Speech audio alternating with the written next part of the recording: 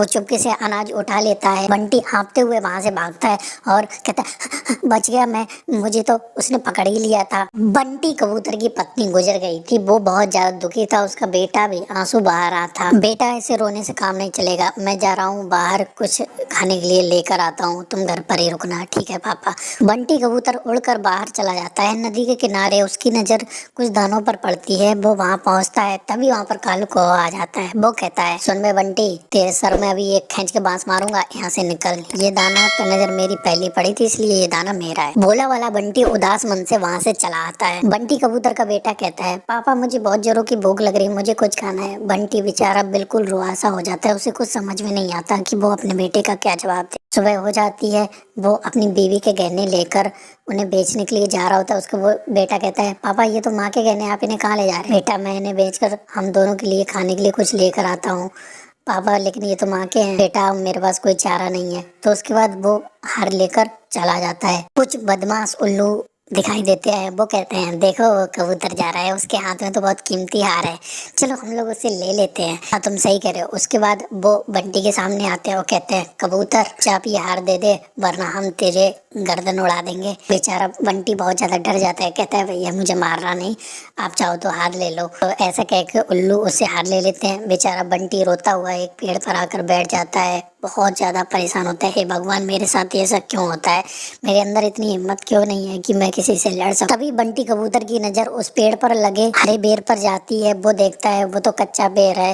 वो उस फल को लेकर अपने घर पर आ जाता है और अपने बेटे को देता है। उसका बेटा कहता है पापा ये तो कच्चा बेर है, मैं इसे कैसे खाऊं? बेटा खा लो, आज यही मिला है। फिर वो रास्ते में हुई सारी घटना को बताता है। तो उसका बेटा कहता है कोई बात नहीं। तो ऐसा कह के उसका बेटा तो सो जाता है, लेकिन बंटी को सारी रात नींद नहीं आती। वो कहते हैं मैं एक कैसा बाप हूँ, मेरी पत्नी गुजर गई है, मैं अपने बेटे को अच्छा सा खाना भी नहीं खिला सकता। कबूतर के लाम पर मैं तो कलंक हूँ। मजबूरी एक साधारण इंसान से भी क्या काम कराती है। आज पहली बार बंटी चोर बन गया था। वो चोर बनकर मिट्टू तोते के घर पर धावा बोलता है। वहाँ वो चोरी करने के लिए जैसे ही करता है, मिट्टू एकदम से उठ जाता है। वो कहता है चोर चोर। बंटी हाँफते हुए वहाँ से भागता है और कहता है बच गया मैं, मुझे तो उसने पकड़ ही लिया था, लेकिन मैं क्या करूँ, मुझे तो अपने बेटे के लिए भोजन ले जाना है, मैं क्या करूँ, मैं तो पागल हुआ जा रहा हूँ। बंटी कबूतर फिर से चोरी करने के बारे में सोचता है। वो उड़ता है और सीधा चिड़िया के घर में घुस जाता है। वहाँ उसे ढेर सारे अनाज दिखाई देता है।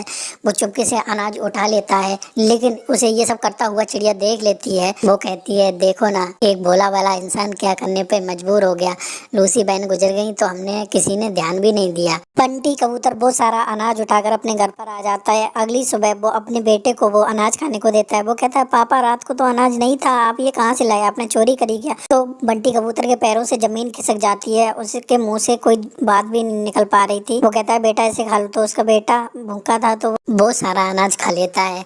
उसके बाद वहाँ पर टूनी चिड़िया आती है। वो कहती है कबूतर भाई मुझे माफ करना, लूसी बहन गुजर गई, मैं आपसे मिलने भी नहीं आ पाई, मैं आपके लिए कुछ अनाज लाई हूँ, ये देखो। बंटी कबूतर सारी बात समझ जाता है। वो कहता है चिड़िया बहन मैं बहुत ज्यादा शर्मिंदा हूँ, मुझे माफ कर दो। तो टूनी कहती है कोई बात नहीं, आप बिल्कुल परेशान मत हो, आप मेरे साथ चला करो, मेहनत करेंगे और बढ़िया से दाना लेकर आएंगे।